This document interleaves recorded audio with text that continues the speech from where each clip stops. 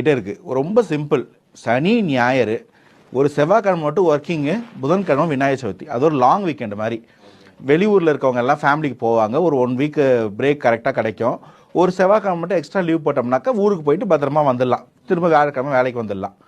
இல்லாட்டி சென்னையில் இருக்கவங்க கூட போயிட்டு வந்தாங்கன்னா ரெஸ்ட் எடுத்துட்டு வியாழக்கிழமை வேலை பார்க்கலாம். இந்த மாதிரி யாரும் கூட்டம் அதிகமாக வந்துடக்கூடாதுன்னு, கூட்டம் வரக்கூடாதுன்றதுக்கு ஏற்கனவே டிராவல்ஸில் வேனை புக் பண்ண விடாம, பஸ்ஸை புக் பண்ண விடாம, ஏற்கனவே இந்த ஆர்ப்பாட்டத்திலே நடந்தது. வேலூர், செங்கல்பட்டு, திருவள்ளூர்லாம் அங்கங்கே வண்டிங்களோடய பிடிச்சி நிப்பாட்டி மண்டபத்தில் வச்சு அரெஸ்ட் பண்ணி ஆர்ப்பாட்டம் முடிஞ்ச பிறகு ரிலீஸ் பண்ணீங்க. இப்போ பஸ்ஸை கொடுக்கக்கூடாது, எந்தெந்த பஸ்ஸெல்லாம் வருதோ அதெல்லாம் நம்பர் நோட் பண்ணி ஆர்டிஓ வச்சு மிரட்டுவோம்னு சொல்றாங்கன்னு பல பேர் கமெண்ட் தெரிவிக்கிறாங்க. பஸ்ஸே கொடுக்கணும். ஆமா, பஸ்ஸும் வேனும் இந்த வேன் டூரிஸ்ட் மாதிரி எடுத்துட்டு போக கூடாது. புக் பண்ணி அப்படி தானே போங்க. என்னங்க எல்லாமே இன்னோவா வச்சுக்கிட்டு ஸ்கார்பியோ வச்சுட்டு பசங்களா? 10 பேர் சேர்ந்து ஆளு காசு போட்டு ஒரு வேன் புக் பண்ணி ஒன்னா போயிட்டு ஒன்னா வரலாம் அப்படின்னு ட்ரை பண்ணுவாங்க.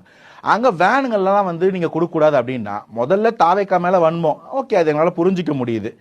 ரெண்டாவது அந்த வேன் வச்சிருக்கவங்களுக்கும் பஸ் வச்சிருக்கவங்க என்னங்க பொழப்பு? இந்த மாதிரி ஏதாவது டூரு ட்ரிப்பு வந்தால் தானே அவங்க போவாங்க. அந்த வண்டிக்கு இஎம்ஐ கட்டுவாங்க, டிரைவருக்கு சம்பளம் கொடுப்பாங்க, 4 காசு சம்பாதிப்பாங்க.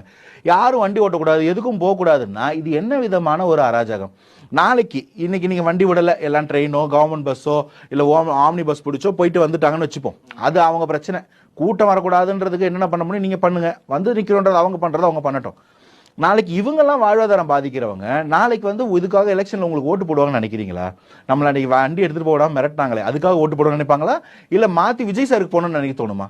இந்த மாதிரியான பல இடங்கள்ல இதை நான் ஆட்சியாளர்களே இறங்கி செய்யறாங்கன்னு சொல்ல, ஆனா அங்கங்க இருக்கிற அல்லுசெல்லாம் நம்ம பங்குக்கு ஏதாவது ஒன்று பண்ணுவோம், நம்ம பங்குக்கு 2 பேரோட பொழப்ப கெடுப்போம் வேலை பண்ணும்போது அது அவங்க மக்கள், அந்த பகுதி மக்களுடைய வாழ்வாதாரம் பாதிக்குது. இதைத்தான் அந்த சத்தியம் டிவி ரிப்போர்ட்ல கூட இருக்கிறதுலே பெரிய பிரச்சனை விலைவாசியா இல்ல மற்ற பிரச்சனையெல்லாம் குளிஸ் பண்ணா லோக்கல்ல இருக்கக்கூடிய கட்ட பஞ்சாயத்து எங்களுக்கு பெரும் பாதிப்பா இருக்குது. 2006 to 11 மாதிரியே இப்பயும் அதே கம்ப்ளைண்ட் வருது. வாசல்ல ஒரு சின்ன பூசு வேலை நடத்துறதுக்கு மண்ணு கொட்டி வச்சா கூட கவுன்சிலரோ எம்எல்ஏ காசு கேட்க நிலைமையில இருக்கு அப்படின்றாங்க. அதோட நீட்சியா தான் இதை பாக்குறோம். முதல் விஷயம் அந்த டேட்டை மாத்தினீங்களா? அந்த மாத்தின டேட் எப்படி?